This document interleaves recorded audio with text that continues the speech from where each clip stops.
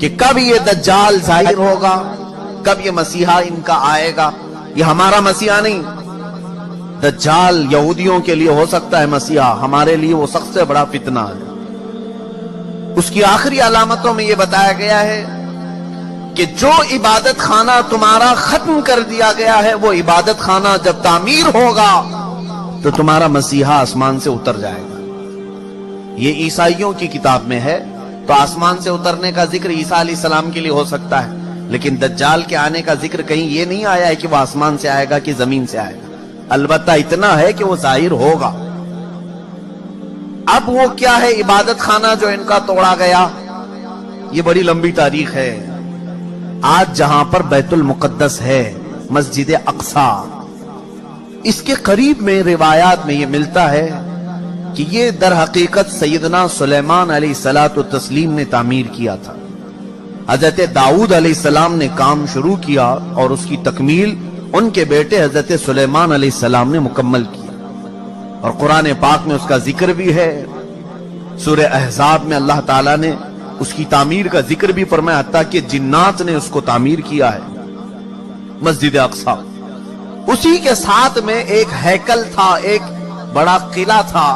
سلیمان علیہ السلام نے اس کو اپنی حکومت کا دارالخلافہ بنایا تھا، یعنی اس زمانے کی وہ پارلیمنٹ تھی، اور سارے اس زمانے میں جو یہودی تھے، اہل ایمان یہودی، ان سب کی عبادت کا وہ مرکز تھا۔ یہودیوں کے لیے پہلے ہر جگہ عبادت کرنے کی اجازت نہیں تھی، ان کے لیے مخصوص عبادت خانے تھے۔ یہ تو امت مصطفیٰ کی خصوصیت ہے، جہاں بھی زمین پاک ہے اللہ نے ہمیں عبادت کی اجازت عطا فرمائی، لیکن ان کے لیے ایسا نہیں، جو مخصوص جگہ ہے وہیں جا کر کے پڑھنا ہے۔ تو ہیکل سلیمانی اس کو کہا جاتا ہے، ہیکل سلیمانی جو حضرت سلیمان علیہ السلام نے بنایا تھا۔ توجہ چاہوں گا، بہت قریب میں آ رہا ہوں آپ کے۔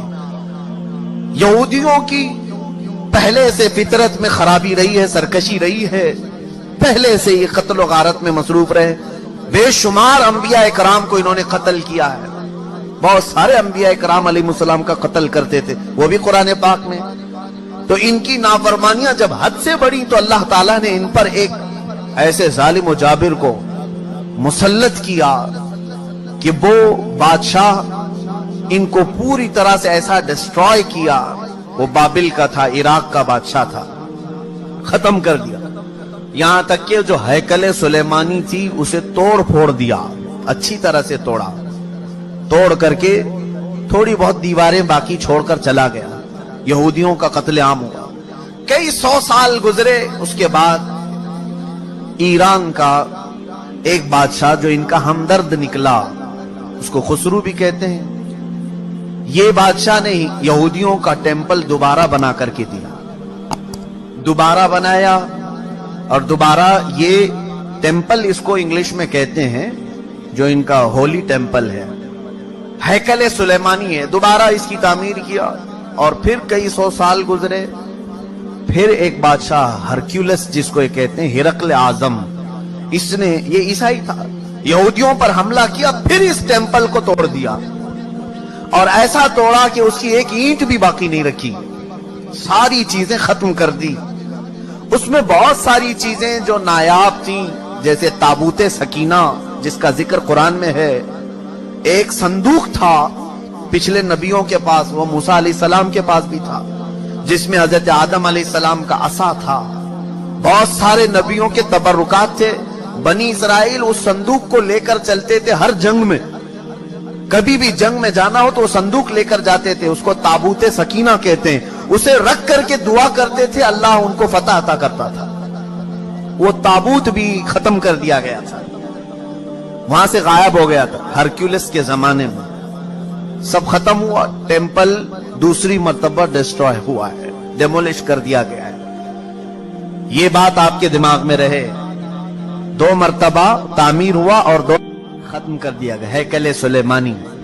اس کے بعد صدیاں گزر گئیں، رسول کریم صلی اللہ تعالی علیہ وسلم کی تعلیمات نے دنیا کو روشن کیا، اور پھر عیسائیوں کا قبضہ جو بیت المقدس پر تھا، سیدنا عمر فاروق رضی اللہ تعالیٰ عنہ کے زمانے میں ان سے بھی اس مقدس مسجد کو آزاد کرایا گیا، اور مسجد اقصی مسلمانوں کا اس وقت سے لے کر کے ایک مقدس مقام بن کر رہی۔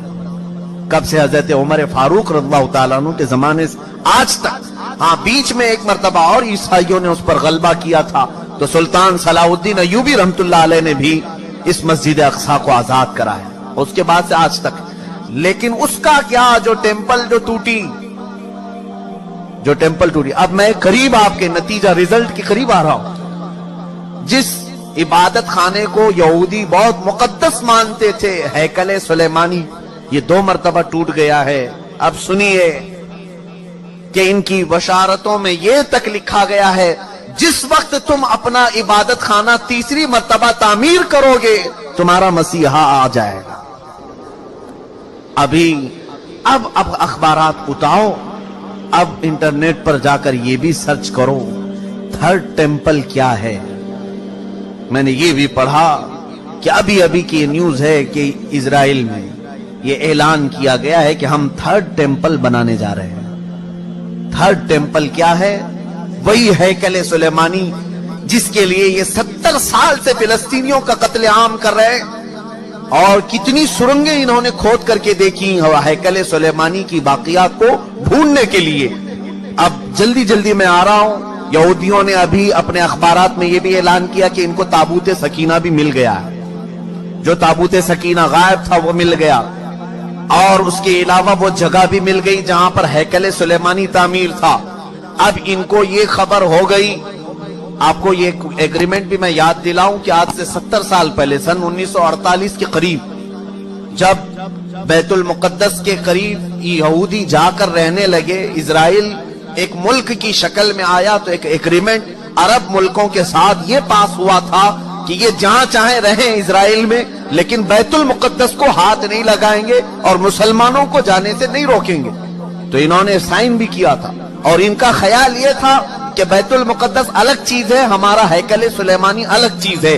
لیکن اب جا کر انہیں یہ خبر ملی کہ ٹامب آف راک جس کو کہتے ہیں جو پیلا گنبد مسجد اقصی کا دکھتا ہے, اب یہودیوں نے یہ اپنی تحقیقات میں کہا ہے ہیکل سلیمانی وہی تھا جہاں یہ ٹامب آف راک بنا ہوا ہے.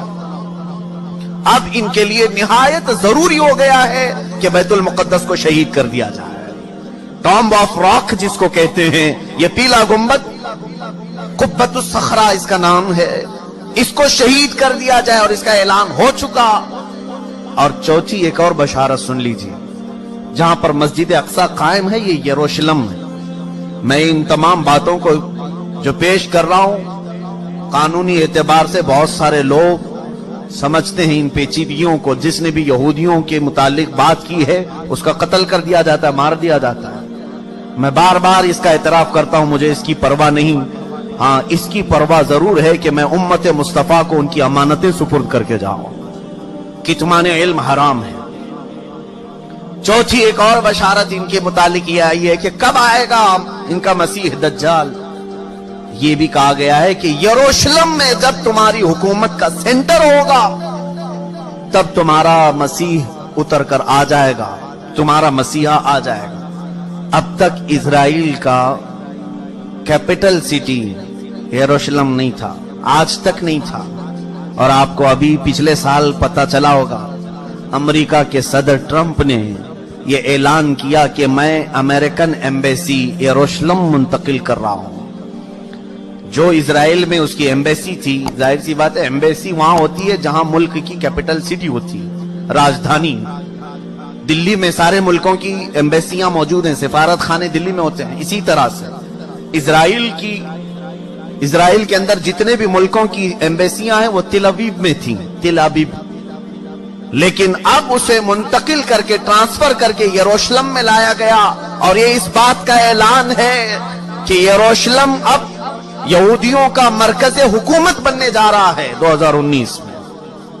یہ اعلان ہوگا کہ 2019 میں یروشلم اب پورے ہندوستان, پورے اسرائیل کا مرکز ہوگا, کیپٹل سٹی ہوگا. اور یہ ان کی بشارتوں میں لکھا گیا ہے کہ جس وقت یروشلم تمہارا دارالخلافہ بن جائے, دارالحکومت بن جائے, مسیحا تمہارا آنے والا ہے. بیت المقدس جس جگہ پر واقع ہے اس کا گوگل میپ اگر نکالا جائے تو گوگل میپ میں سے بیت المقدس کو ہٹا کر کے تھرڈ ٹیمپل کی عمارت رکھی گئی.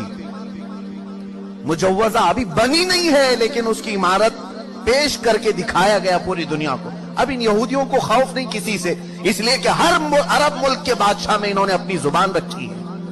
हर अरब मुल्क का बादशाह इनका पट्टू बना हुआ है, इनका खादिम है। अब उन्हें यकीन है कि मुसलमानों की तरफ से आवाज नहीं आने वाली है, हमने सबों को खरीद लिया है।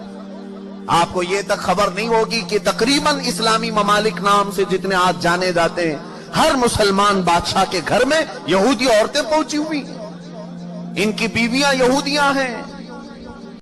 थर्ड टेंपल बनाना ये कोई मामूली काम नहीं था, लेकिन वो बनाने के सारे प्रोजेक्ट तैयार कर लिए।